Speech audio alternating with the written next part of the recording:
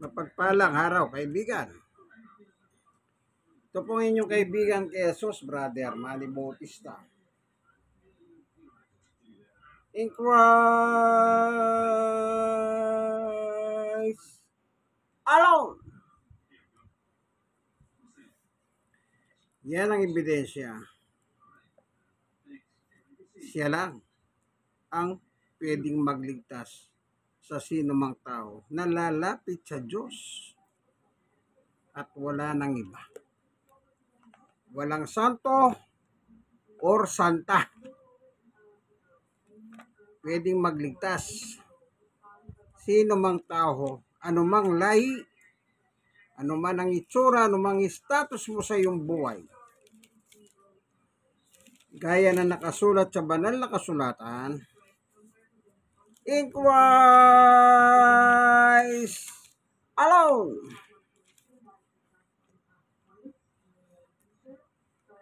Bago tayo papalaot, tayo muna ay dudulog sa Diyos sa pamamagitan ng isang panalangin.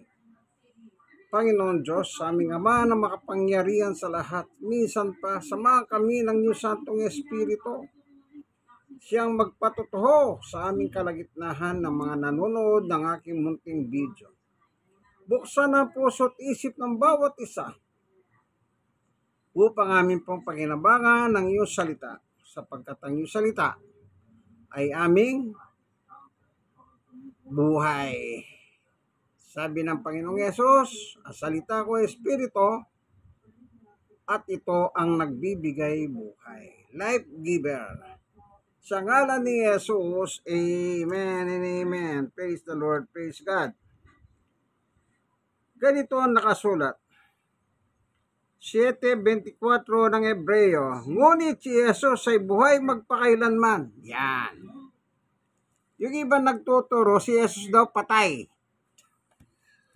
Ewan ko ba? Tigmal na araw, patay si Jesus, patay ang tubig. Ito, nakalagay. Hindi. No? Ngunit si Jesus ay buhay magpakailanman. Kaya't walang katapusan ng kanyang ang kanyang pagkapari. 25. Dahil dito, lubusan niyang may liligtas ang lahat ng lumalapit sa Diyos sa pamamagitan niya, sapagkat siya'y nabubuhay magpakailanman upang mamagitan para sa kanila. Maliwanag, ano? Hindi siya patay. Kayo naman mga nagtuturo, patay ra. Di kang patay, di patay na. Hindi, sabi sa Biblia, buhay. Nangipako sa cross, namatay at nabuhay na maguli. Kaya hindi siya patay. Kaya lang siya namatay sa ibabaw ng cross kasi nga, kailangan niyang matubos ang kasalanan ng tao. 1:16. Kung walang naipako sa cross o ipinako sa cross, paano tayo matutubos sa ating kasalanan? Ay, 3:16.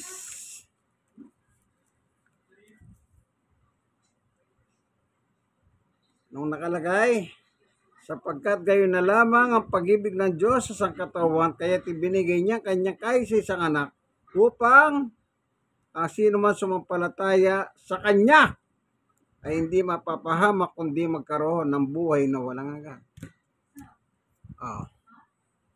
Pag paniwala mo si Jesus patay, anong klaseng paniwala yan? Anong klaseng pananampalataya yan? Di ba? Kaya kung minsan po hallelujah.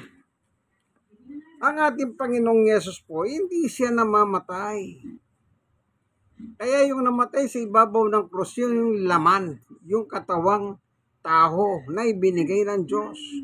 Kasi kung hindi mamamatay yun, walang dugo na pantubos ng ating kasalanan. Yung dugong banal. Banal si Jesus, kaya yung pantubos, yung dugong banal. Para tayo mapatawad sa ating mga kasalanan sa Diyos. Amen. Pero wag yung gawing manatili sa inyong kaisipan na si Jesus patay. Hindi. Kasi nakatanim na sa utak nyo, patay. Kaya sabi nila, huwag ka maligo, patay ang tubig, pag alas 3 ng hapon, pag mahal na araw. Kaya bago mag alas 3, maligo na kayo! Dahil patay na mamaya ang tubig. Kasi patay na rin si Jesus.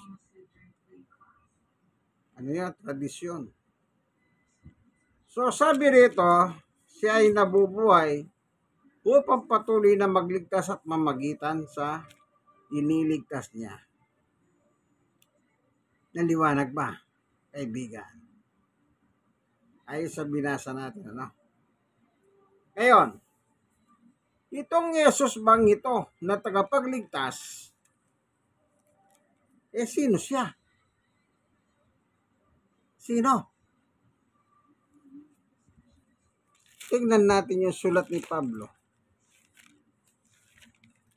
Sa libro ng Galatia.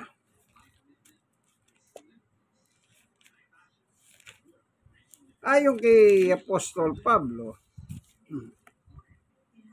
ang gamit ko nga pala, Poemen, ang Biblia ng mga pastor.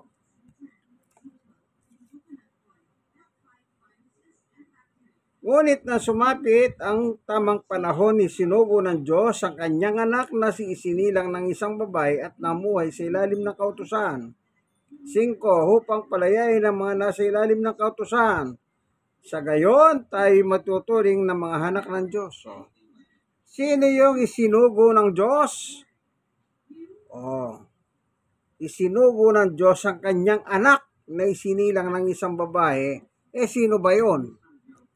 Walang iba kundi si Maria, yung babae si Maria, na kinasangkapan ng Diyos upang ipanganak ang anak ng Diyos na buhay. Sino yun?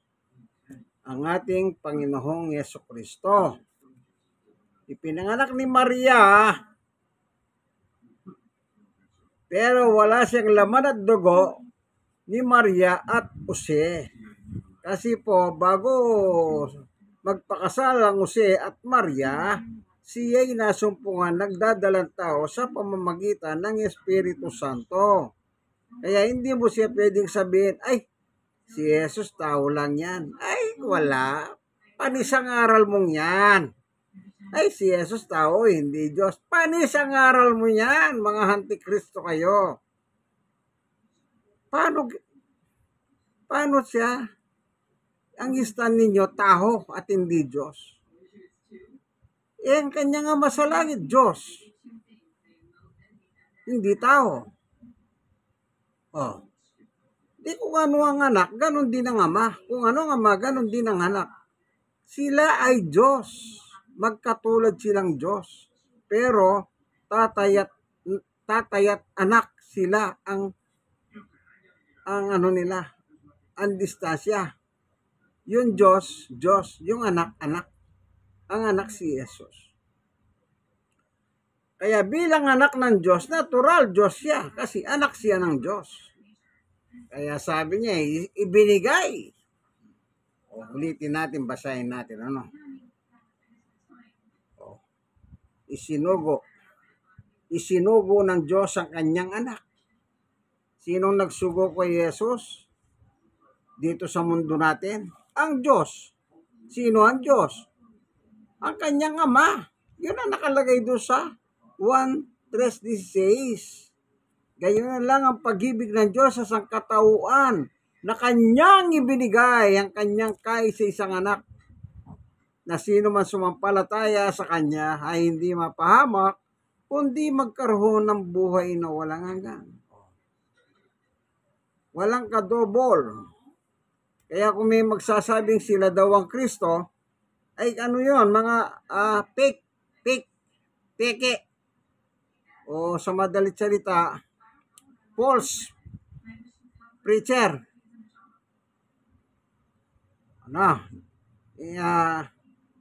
Tawag din, nangongopya. Kopyador. Sa eskwela, pag nangopya ka, bagsak ka. Babagsak ka ng teacher mo. Kaya yung mga nagsasabing sila daw ay si Jesus, mga nangongopya yan at babagsak din sila ni Jesus sa impyerno. Kagaya sa Pilipinas, meron nangopya. Sino?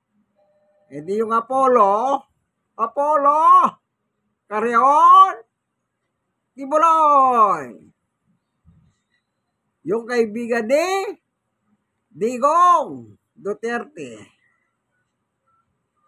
Ang daming video no, napapanood. Buti ngayon tumigil na. Ako ang may hari ng inyong kaluluwa. Di kayo pupunta sa kingdom ng aking ama kung di kayo dadaan sa akin. Oh, mahilig mangopya yun. Pati yung papel ni Jesus, kinuha. Bandang uli, siya raw si Jesus. Ang Jesus ngayon sa Biblia, siya ang kanyang ama.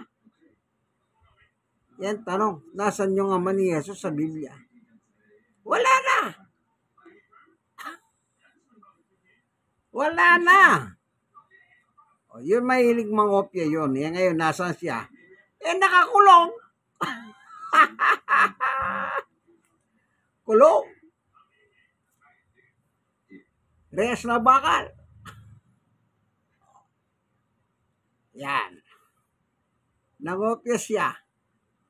Hindi ka pwedeng mangopya. Magagalit ang Panginoong Yesus kung kukopyain mo siya.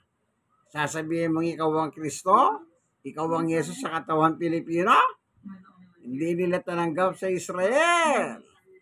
Kaya yung kaluluwa ay yung espiritu ni Jesus ay sumanib sa akin. Kaya ako na! O, kita nyo. Siya na daw po ang magdadala. Lahat ng kaluluwa nyo, akin. Hallelujah. Yun, nakakulong. O, ano? Kukopyahin mo ba? Ngayon, si Jesus anak ng Diyos. Sinugo ng Diyos sa kanyang isa-isang anak, si Jesus. Isang anak, isa lang, si Jesus. Kaya sabi ng anghel kay Jose, Jesus ang itatawag mo sa isisilang ni Maria. Ibig sabihin, tagapagligtas ang Jesus. Ayun, sasabihin nila patay daw. Makakapagligtas pa ba yung patay? Hindi na. Kaya nga sabi sa Hebreo 7:24-25, nabubuhay magpakailanman. Sa 13:8 naman, tignan nga natin.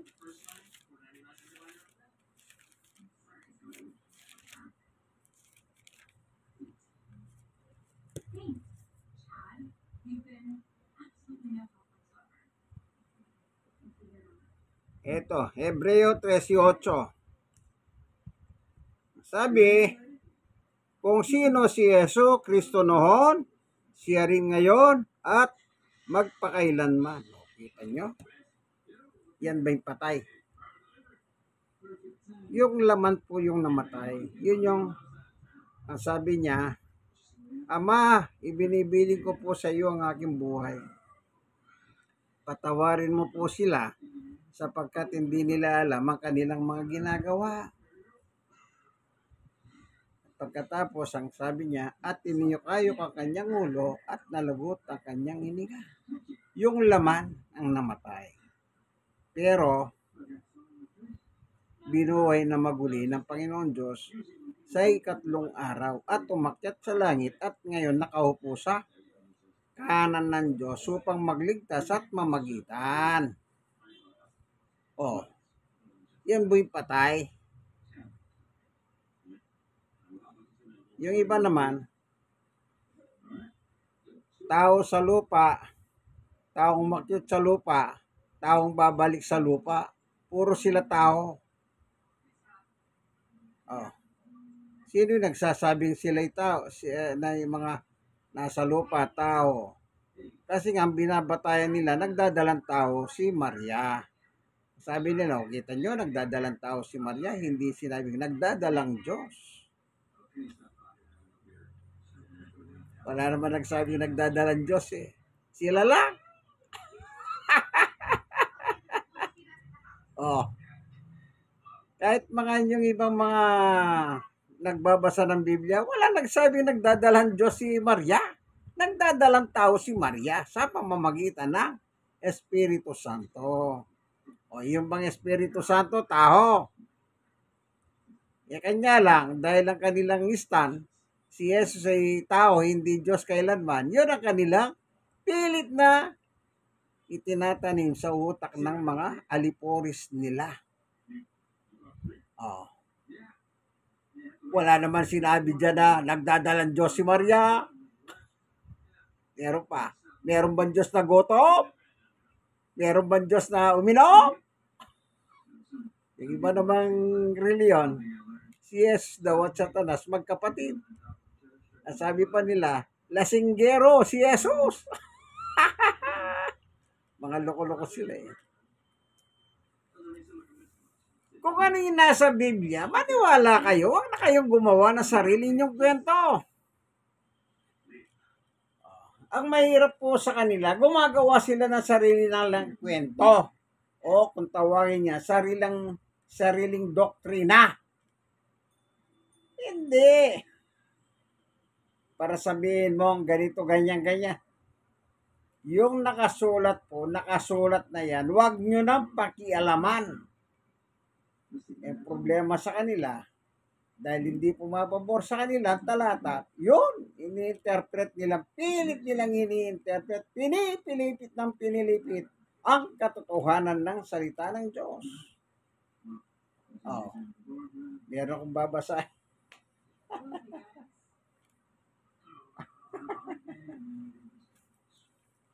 Sabi sino ba sumulat ng unang 1:5:20? Hindi ba si Juan?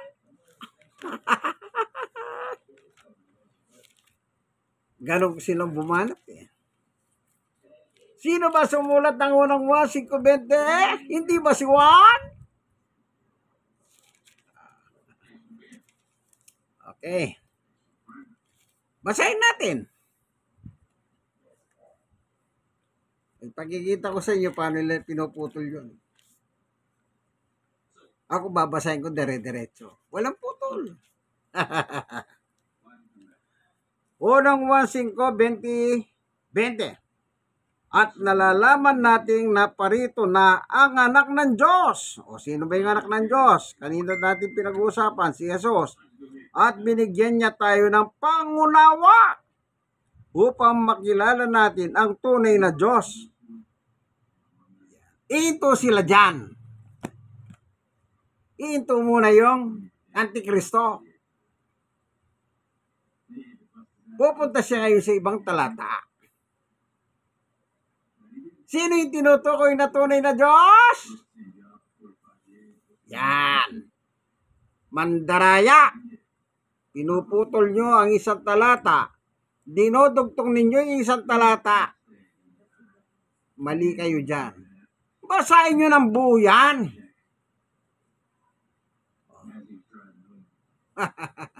Uli kayo. Uli kayo. Oh, kala nyo lulusot kayo? Oh, kala nyo uli kayo. Into siya dyan. Tapos, ito ang kanyang itutuloy na talata.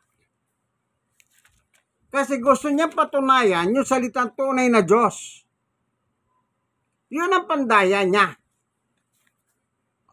Kaya sila, mandaraya. Ang katangian ni Satanas, Apocalypse o Revelation, pahayag, chapter 12, verse 9. Tinapos si Satanas dito upang mandaya. Oh. Ano sila? Mandaraya.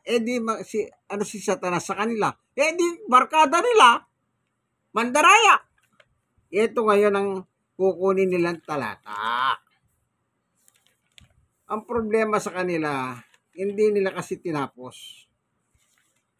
Ito, dito sila tatalon. Para silang mga tipaklong patalon-talon, palakang patalon-talon. 17:3.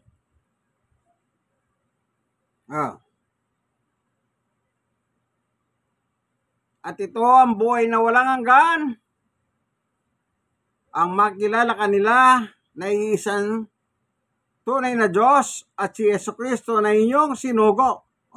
Sino nagsasalita rito? Verse 1. Pagkasabi ni Jesus ng mga ito, sabi niya, tumingala siya sa langit at kanyang sinabi, si Jesus. Kaya sabi nila, hindi si Jesus yan.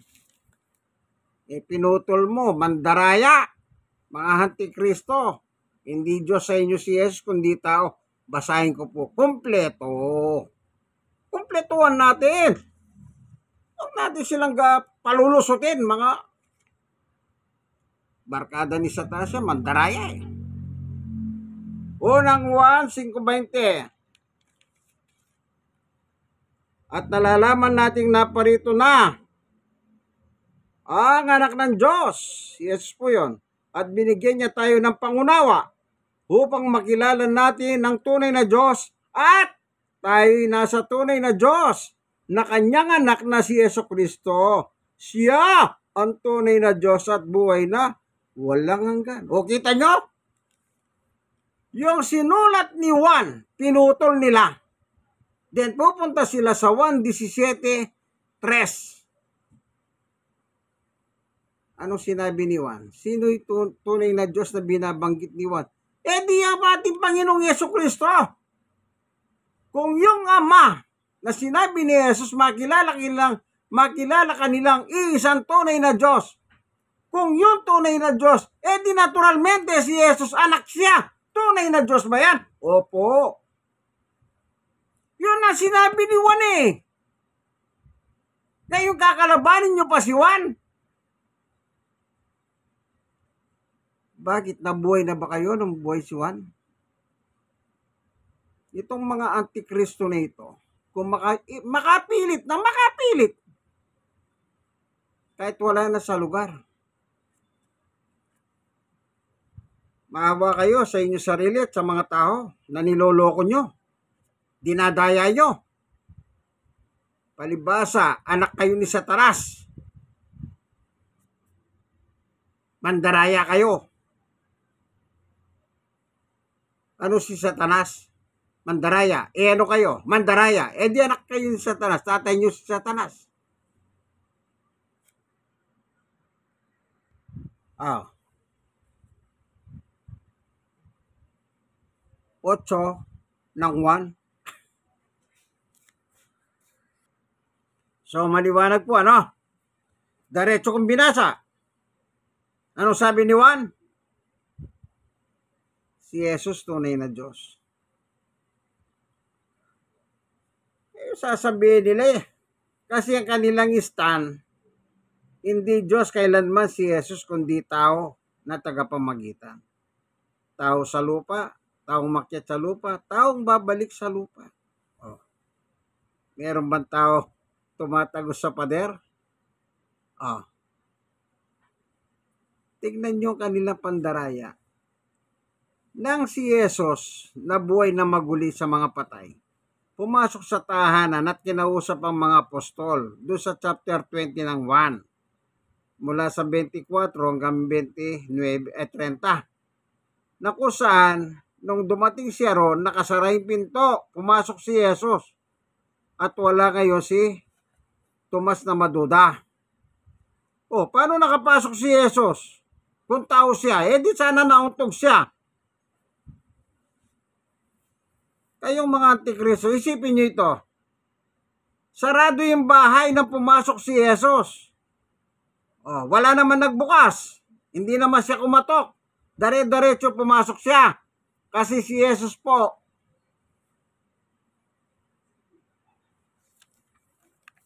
Amen.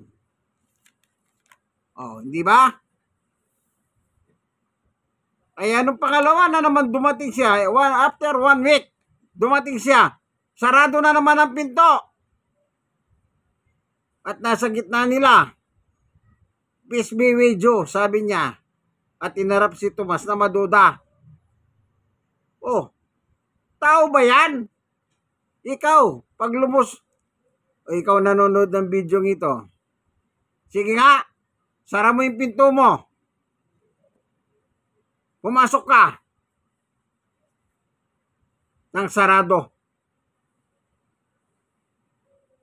Tingnan natin kung makakapasok ka.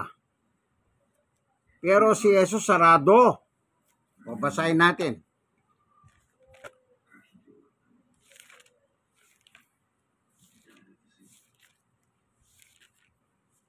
Oh. Sige. Pag hindi binukulang kayo dyan, banggay ninyo yung pintuan ng bahay nyo. Kayong mga antikristo. O, tingnan natin ha.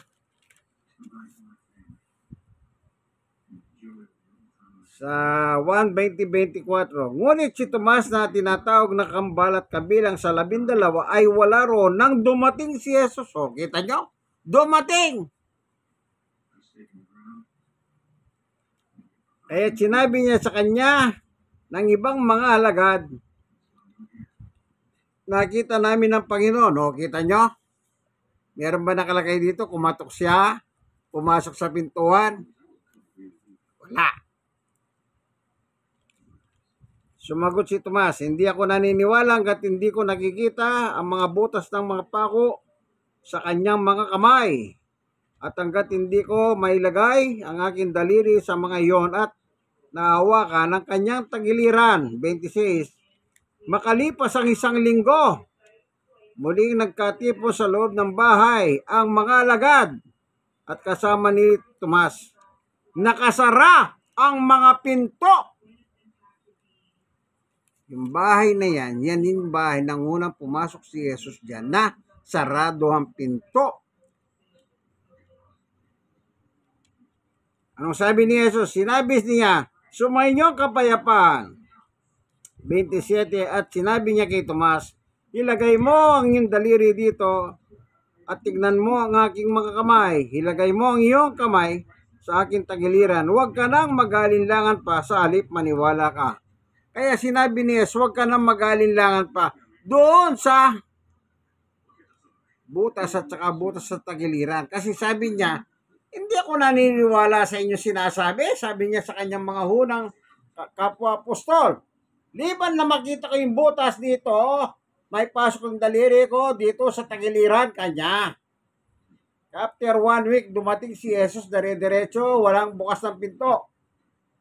Ano sabi niya? Peace be with you. Hinarap kagad si Tomas. At bakit alam ni Jesus yung sinasabi ni Tomas? Kung tao yan.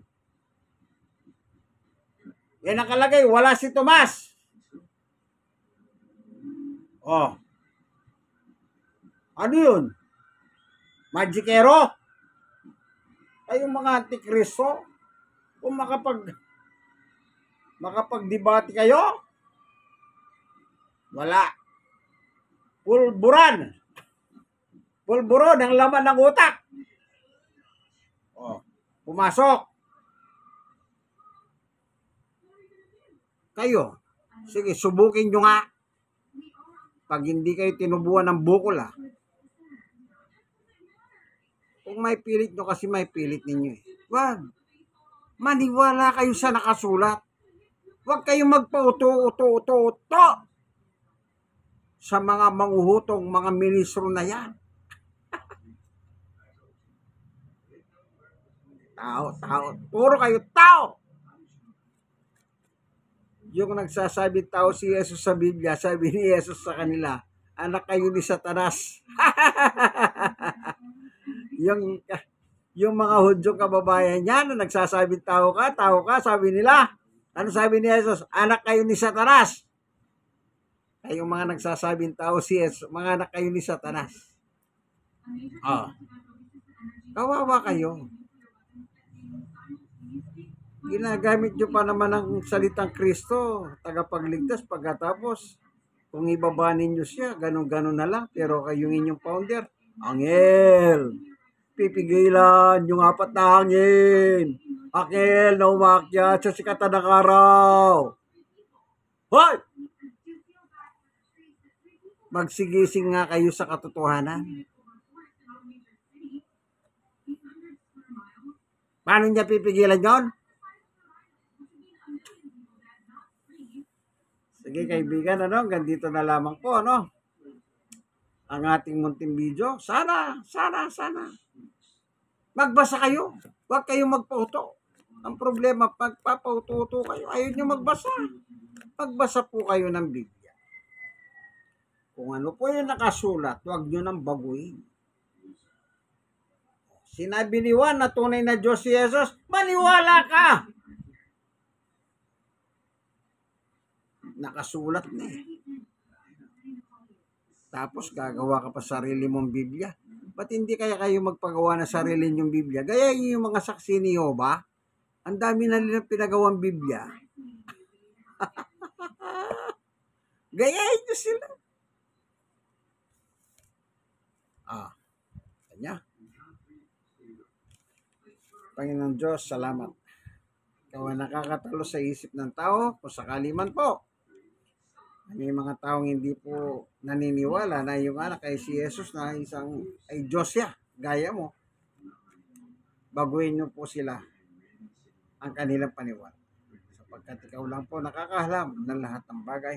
At hindi mo po nais na gusto na mapahamak ang tao, kundi ang gusto mo maligtas. Maraming salamat po, Panginoon Diyos, sa iyong lahat ng kalwalatian at kapurihan sa ngalan ni Jesus. Amen. Dito po ang inyong kaibigan kay Jesus, nasa programa kayong ang tunay na pagbubulgar o pagbunyag ng katotohanan ayon sa Poimen, ang Biblia ng mga pastor. God bless us all. Bye!